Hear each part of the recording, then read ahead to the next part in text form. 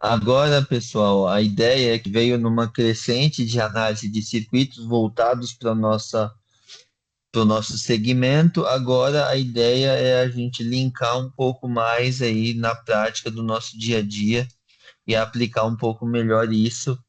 E nada como utilizar um diagrama de um equipamento na íntegra para gente, para mostrar para vocês aí como que é feito, e isso já considerando que aqui já é feito de uma forma um pouco mais refinada, com emprego de placas eletrônicas, entre outros meios, mas vocês vão notar que a ideia é a mesma, e se eu souber fazer a interpretação, eu vou conseguir interagir com o meu circuito muito mais rápido.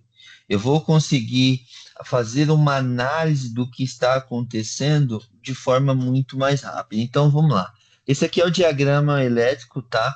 E lista de alarmes do Schiller, um chiller com compressor, né, tendo aí um chiller de compressor parafuso, tá, condensação a água, e é um chiller que tem dois circuitos, tá, ou seja, dois circuitos de refrigeração. E aí ele fala aqui, ó, esquema elétrico, o modelo desse chiller 30XA160, e aí disponível nas tensões de 220, 380 e 440. Olha aí a tensão de linha sendo informada para a gente. E aí ele vai seguindo aqui, ó, primeira página, fala aqui, traz algumas informações, a capa, fala aqui de um diagrama de disposição, agora não falando somente da parte elétrica, mas ele aponta aqui os componentes, exato, em que ele vai referenciar lá nos diagramas, né? Porque em função dos símbolos literais, e aí ele está falando aqui no diagrama de disposição onde que está cada componente desse. Então, quando você olhar na lateral do Schiller aqui, ó, que você está já verificando, isso aqui é uma vista lateral em que você tem aí a parte do compressor, ó, você tem a saída aí do compressor, você tem a parte dos trocadores, ó, de calor, tanto aqui na parte de cima, você tem aí a parte dos trocadores, o resfriador de líquido, e aqui você tem uma outra vista com os compressores, né? E o trocador, o quê? O condensador, que é o trocador aí que, por meio de serpentinas que vão trocar calor, o fluido refrigerante nesse caso vai trocar calor com o ar. E aí, ó, por meio de uns ventiladores que vão forçar e vão movimentar esse ar para promover essa troca. Aqui as informações, ó, uma vista de cima em que você está vendo aí os motores ventiladores, ó, do condensador. Então nota que são 10 motores ventiladores, ó, de F1, Fan Motor 1 até Fan Motor 10. Ele fala aqui também, ele te dá algumas referências que ele vai usar lá no comando elétrico, falando aqui, apontando para o compressor, né? Nesse caso, para os compressores, assim como para os motores aqui, ó, Fan Motor, por exemplo, 5 a 10, ele está falando aqui que do 1 ao 10 você tem aqui 10 ventiladores, tá bom? Motores ventiladores. Aí aqui um diagrama também de disposição, a vista lateral aí do painel, você de frente lá para o painel elétrico, você vai ter aí os componentes, contatores, disjuntores, transformador e por aí vai, tá? Tanto numa lateral como na outra, e ó, ele sempre referenciando, ó, por exemplo, esse cara aqui, ele apontou, ele falou que esse cara aqui é o disjuntor QSA, que ele está na página 6 e na coluna 25. Aí a gente vai lá ver qual que é a página. Essa é a página, nós estávamos na 4, né? Na 4, aí você vem aqui na 6, ó. Aí na coluna 25, ele está aqui, ó, ele aqui, ó.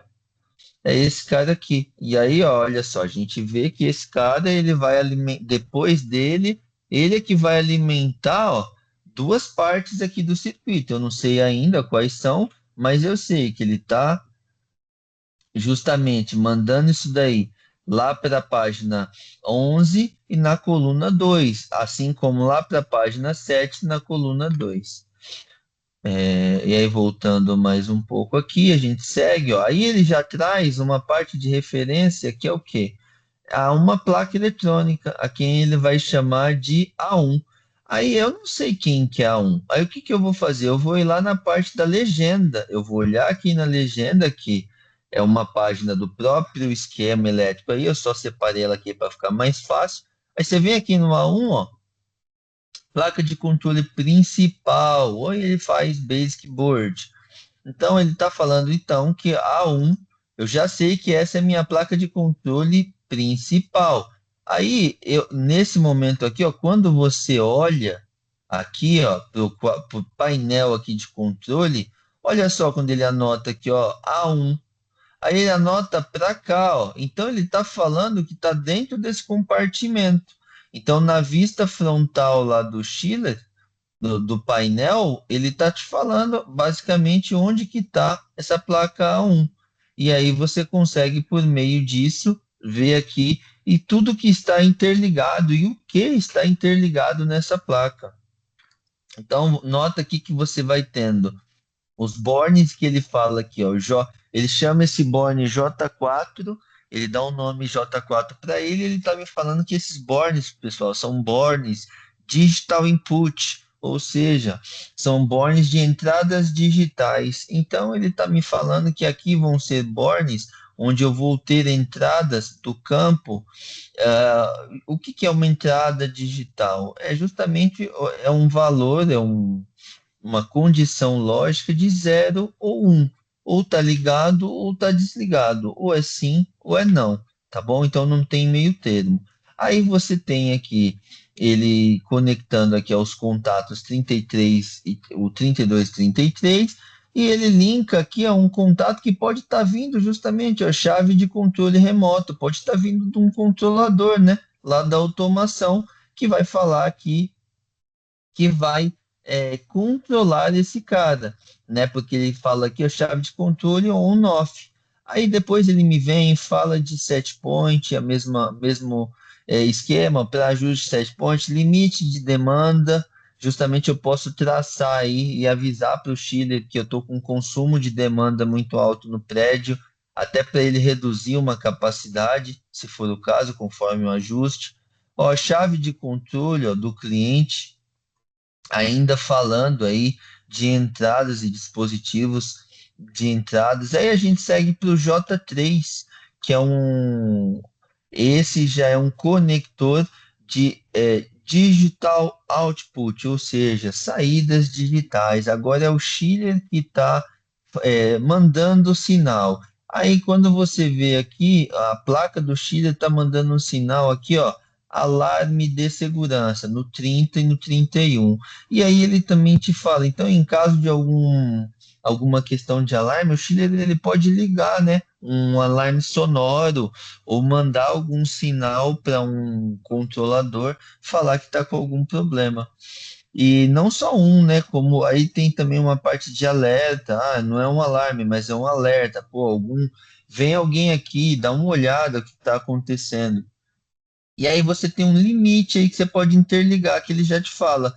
É uma carga de 3 amperes no máximo e 24 volts AC. O que é isso? É uma 24 em volt, 24 volts tensão alternada. Aí você tem também aí o CH26, que também faz parte do board do conector J3, que vai ser o que Schiller em operação ou preparado para funcionar. Ele vai falar para sua automação, para o seu controle, ó, estou preparado, ou ó, vou funcionar. Ele vai dar o sinal. Aí descendo mais adiante, nessa placa eletrônica, você vai tendo o que ele fala aí, mais uma digital input, tendo aí o conector J5, e aí no CH18, e aí quando você vai lá para ver o que, que ele está te dizendo, ó, o CH18 eu sei que é uma entrada, né, digital, e é o retorno da bomba, ou seja, à medida que eu partir a bomba do meu evaporador, eu vou mandar um retorno, um sinal elétrico de retorno para falar para o chiller, ó, a bomba tá ok, isso que eu chamo de feedback. E aí, assim como esse feedback, a gente vai ter também o controle da bomba. Ou seja, esse controle da bomba pode estar sendo sim enviado aí para o chiller também, para que o chiller tenha a condição de entender que o contator, ou que seja, que aciona essa bomba, ele foi acionado e você está mandando essa referência para o Chile, tá bom? Então você tem aí controle da bomba e mais um contato aí, um controle auxiliar em meio aí uma necessidade de controlar de repente uma bomba fixa e uma reserva. Aí mais adiante um conector J12 que é um conector aí da automação, composto aí de 3 cabos, né? Um GND, um menos e um mais. Aí, seguindo aqui, nós vamos ter as alimentações, né? Para entender quem são esses caras aqui, você vai lá na legenda, por exemplo, ó, QSA. Eu vou lá na legenda e ver, eu sei que ele é um disjuntor, mas que disjuntor? Aí eu venho aqui, ó, vamos lá no Q, ó, QSA, disjuntor circuito A. Então, aí você já entende aqui, então, esse cara alimenta o circuito A e esse cara aqui alimenta o circuito B. Então, você já vai interpretando, ó, com facilidade como que funciona mais ou menos. Aí chegou aqui, ó, você vai ter, vamos entender, eu estou na página 7. Na página 7, eu estou recebendo da página 6 aqui uma alimentação elétrica trifásica, ou seja, 380 volts, e duas dessas fases eu vou levar lá para a página 9. Vou com esse L1 e L2 lá para a página 9 para alimentar mais componentes que eu acredito terem relação com o circuito A. Correto? Vamos confirmar isso? Olha lá, vamos ver aqui, ó, página 9. Aí ele veio, ó, recebeu aqui. Olha lá, ó. Duas aqui, ó, vem da 7, que foi o que a gente percebeu lá. Ele vai entrar aqui na 7, vai entrar aqui numa, ó, chave, ó. Aqui ele me fala de chave, ó, CHC. Aí vamos ver o que que é esse CHC. Ó, chave comutadora da alimentação do comando. E aí, ó, ele depois sai desse cara aqui, entra num disjuntor, ó, motor, sai desse disjuntor motor, entra num transformador que vai transformar da minha tensão, né? A gente entendendo que era L1, L2, 380, ele vai transformar para tanto dois níveis de tensão, tanto 230 volts quanto 24, para alimentar pontos distintos. Eu não sei ainda o que ele alimenta, mas eu sei que o que ele alimenta em 230 volts, ele está mandando lá para o BN, ou seja, XS, que é um conector, uma borneira. E aqui o de 24 volts, ele está mandando para a página 10 para alimentar. Se a gente seguir aqui na página 10, ó, olha ele chegando aqui, cadê? Olha ele chegando aqui, ó. Aquela alimentação, ó, que estava vindo da 9, ó, ela está vindo aqui e está alimentando, ó, essa placa aqui, ó, 24, e aí depois a gente entende que placa é essa. Mas vamos, só para que vocês entendam que as páginas elas se comunicam. Então, dando sequência aqui, nós tínhamos vindo até essa parte, aí seguindo aqui, a gente vem aqui para uma parte que fala de circuito A, uma vez que ele até falou para gente, ó, aqui de alimentação, ó, ele chamou, ele falou aqui, ó, que o circuito, ó, o disjuntor do circuito A, ele vai alimentar justamente o quê? Ele vai alimentar tanto uma parte aqui da página 11, quanto uma parte da página 7. Então vamos lá, página 11, ó, página 7, isso fala de circuito A, assim como página 11. Isso aqui também fala de circuito A. Ó, não é à toa que ele vai falar aqui para você, ó, QMA1. Se você for lá no QMA1, que vai ser um disjuntor? Disjuntor do ventilador condensador circuito A. Tá vendo? Tudo tem ligação com o circuito A. E aí, pessoal, você vê como isso fica fácil de analisar? Porque quando você identifica um problema lá no campo, eu consigo ir linkando e ir buscando entender, sabendo do que deveria estar funcionando, eu consigo ir ponta a ponta do meu circuito para justamente eu identificar o que pode estar acontecendo. E aí, analisando, nós temos aqui nessa parte desse circuito de potência, nós vamos ter aqui, ó, um circuito que alimenta aqui ó, um KM2, aí sai do KM2 vai para o motor, ó, um motor de 6 pontas. Aí sai desse motor de beleza, aí a gente vem aqui, ó, aí na saída do motor de 6 pontas, ó, eu tô interligando dois contatores, ó. E olha, nota que um contator tá com um Y e um contator tá com um D no final, porque um representa o Y de estrela e o D representa o delta de triângulo. Opa, já achei. Então, só de olhar o meu diagrama, eu já concluí que esse cara, esse motor aqui do meu compressor, esse cara ele é um motor que vai funcionar com partida estrela triângulo. E olha só, agora só que quem vai fazer o controle não é mais um comando apenas, e sim uma placa eletrônica. Mas o método de partida é aquele que a gente já conhece. E aí, ó, você vai tendo que aqui, por exemplo, os contatores, ó, estão sendo acionados por quem? Por justamente a minha placa eletrônica. Olha, J3 aqui, ó, o conector J3, ele é um conector que vai alimentar o meu KM2, ou seja, o meu contator principal, assim como o meu contator que representa o fechamento em triângulo, e o outro com o conector, o J4, vai controlar o meu contator que vai funcionar com fechamento estrela.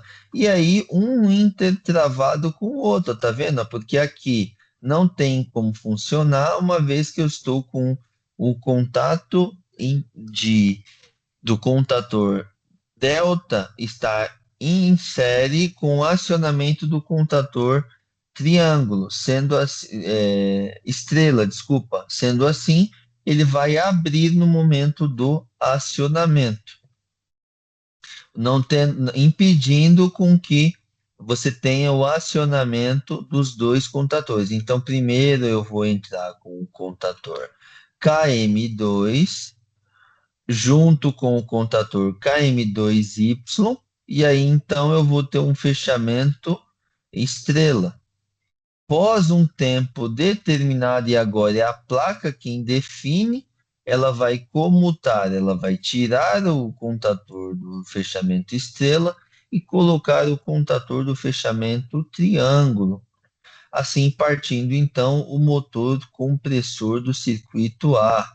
Aí você vai tendo também alguns outros componentes, né, e na qual essa placa ela controla, vamos inclusive verificar aqui, esse conector JC, J2, eles são conectores aqui, ó, e estão interligados com alguns outros componentes.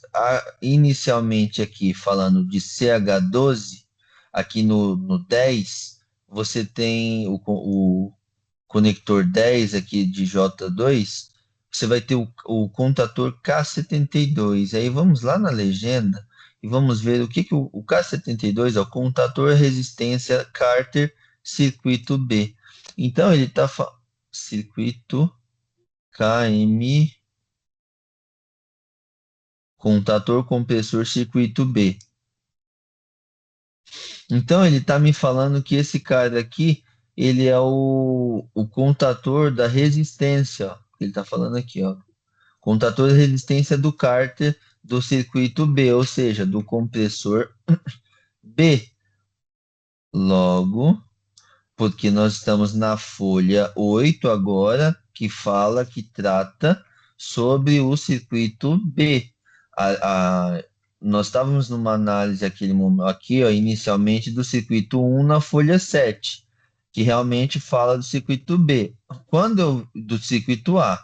Quando eu venho aqui e olho e vou olhar o que está relacionado ao circuito A, se eu ver aqui na legenda, K71 vai estar atrelado ao contador da resistência do cárter do circuito 1, ou seja, do circuito A.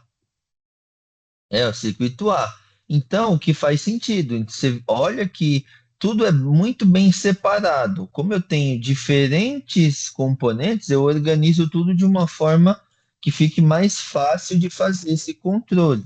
Então, isso aqui realmente é para falar da resistência do cárter do circuito A, do compressor do circuito A. Aí você tem aqui, ó, representações de bobinas que ele vai representar aqui como YV71, Y11 e Y12. Vamos ver o que cada uma quer representar quando a gente vai lá no Y. Ó, o Y11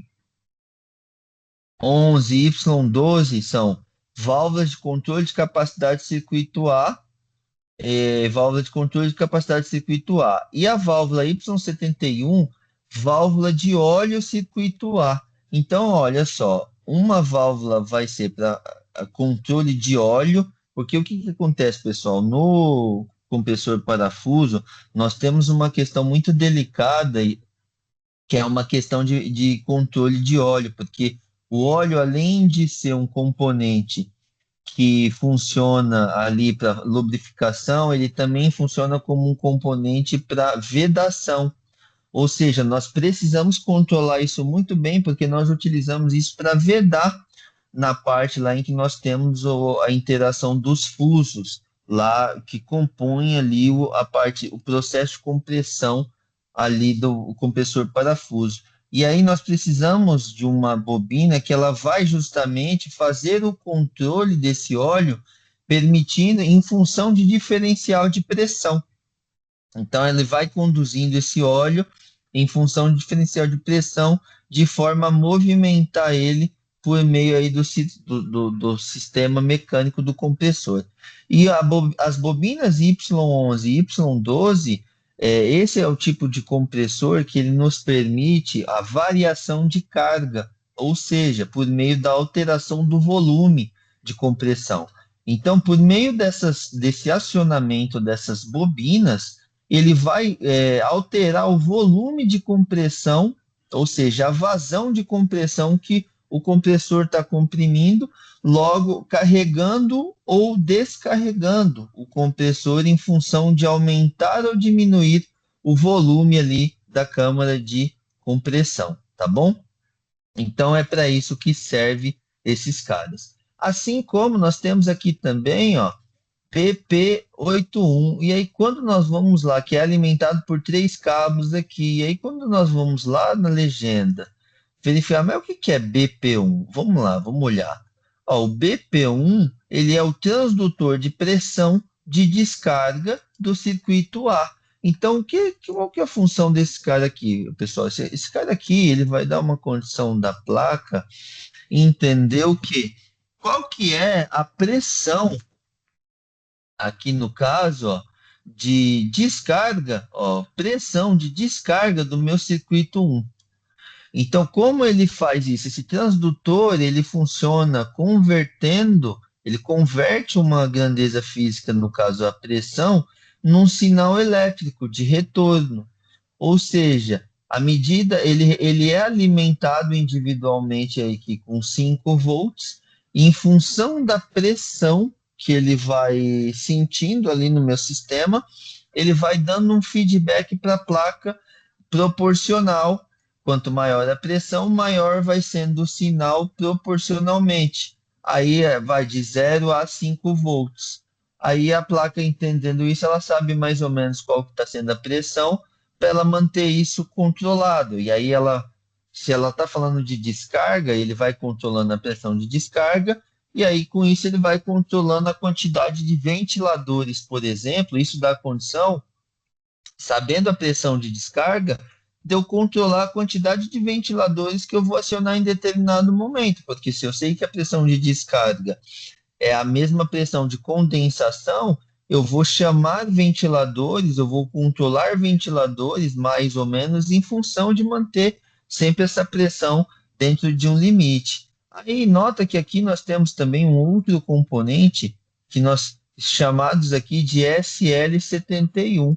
Aí eu vou lá e vou dar uma olhada no que é esse L71 aqui, pessoal.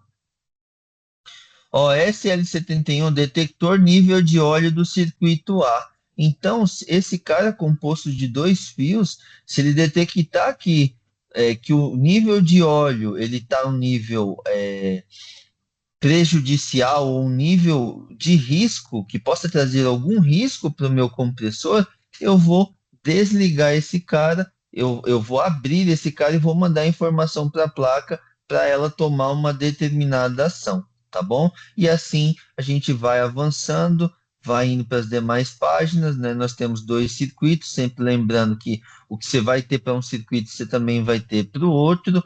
E olha, nota que aqui nós temos um componente aqui na página 10, um componente chamado SP90F. Vamos dar uma olhada no que, ó, SP90F, chave de fluxo do evaporador. Então, olha só, o que ele está me dizendo aqui? Essa chave de fluxo, ela é uma chave de fluxo que ela está sendo alimentada com 24 volts aqui, ó. E aí ela é alimentada aqui com 24 volts, e aqui nós temos a parte aqui integrando o contato 1 e 3, que é a alimentação, e o 4.2 é justamente aqui a comutação em função da chave de fluxo. Aí vamos supor que você tenha aqui a circulação de água, que essa chave de fluxo está identificando isso, ela vai fechar os contatos 4 e 2, informando que ali você está tendo circulação de água, e ela vai pegar esse contato e vai mandar esse sinal lá para a minha entrada digital, a minha digital input, no meu conector J5B, tá bom? Então é um conector de entrada que você sabe que é em função do sinal da chave de fluxo. Se essa chave de fluxo detectar falta de fluxo, mandou o sinal, vai parar tudo para proteger o meu evaporador e parar o meu compressor para que não haja congelamento do circuito, beleza? Essa é uma placa A1, e aí quando a gente vai para a placa 1, como nós já identificamos aqui, ó, a placa 1 é a placa de controle principal.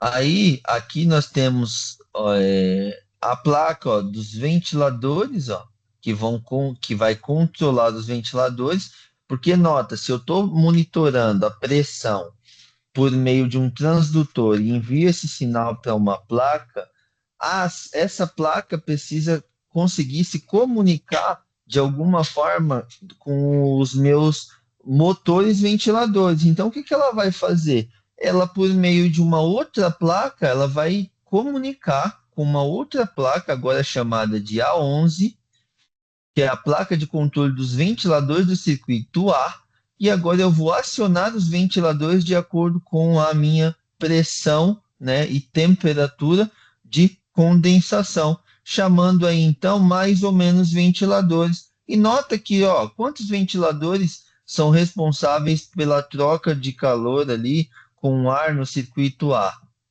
5, né?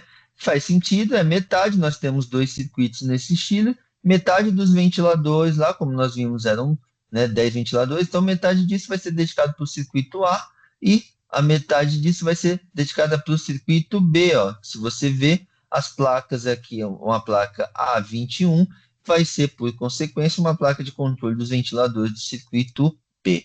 Aí, nós temos também uma placa de controle, pessoal, das válvulas de expansão, né, das nossas válvulas de expansão, que são do tipo eletrônica. E como que funciona, pessoal, essas válvulas do tipo de expansão eletrônica? Por meio justamente ali da referência e das pressões, por meio da leitura, tanto de pressão quanto de temperatura, nós vamos fazer o controle do superaquecimento lá no meu evaporador, né? E aí nós temos uma válvula principal do circuito e uma válvula do circuito economizador, ou mais conhecido como economizer. Esse economizer, pessoal, ele justamente é um componente, composto de ou um trocador a placas comumente utilizado para melhorar o subresfriamento do líquido, pessoal, porque quando a gente melhora esse subresfriamento, como nós vimos lá no módulo 1, no ciclo básico de refrigeração, em análise ali de um ciclo básico de refrigeração compressor a vapor, nós vimos que quando você aumenta o subresfriamento, você garante um melhor funcionamento ali da válvula de expansão, porque você aumenta o rendimento e o efeito refrigerante, e com isso você vai ter um aproveitamento maior e uma eficiência maior, uma vez que agora o seu efeito refrigerante ele está sendo maior, então você está consumindo a mesma quantidade de energia para um efeito refrigerante um pouco maior, então é isso que esse economizador tem aí como papel. E aí, por meio de um sensor ali, de sensores, né, falando de RT31. O sensor RT31 é um sensor de temperatura de sucção do circuito A. E o R46, ele vai ser um sensor de temperatura do economizer. Então, o que, que ele percebe? Que a pressão ele já consegue detectar por meio dos transdutores, e agora a temperatura ele vai fazer também a medição para controlar o superaquecimento no evaporador, né? E aí, por meio da diferença ali, o que que é um superaquecimento? Superaquecimento é o calor adicional que o fluido refrigerante absorve depois que ele já evaporou 100%. E o que esse cara quer manter justamente é o que? Ele quer manter esse superaquecimento numa faixa de segurança a fim de manter, assim de evitar que o compressor receba um golpe de líquido. Então, todo esse fluido, ele garante, o superaquecimento garante que todo esse fluido está sendo evaporado e o compressor só vai lidar com o fluido na condição de vapor.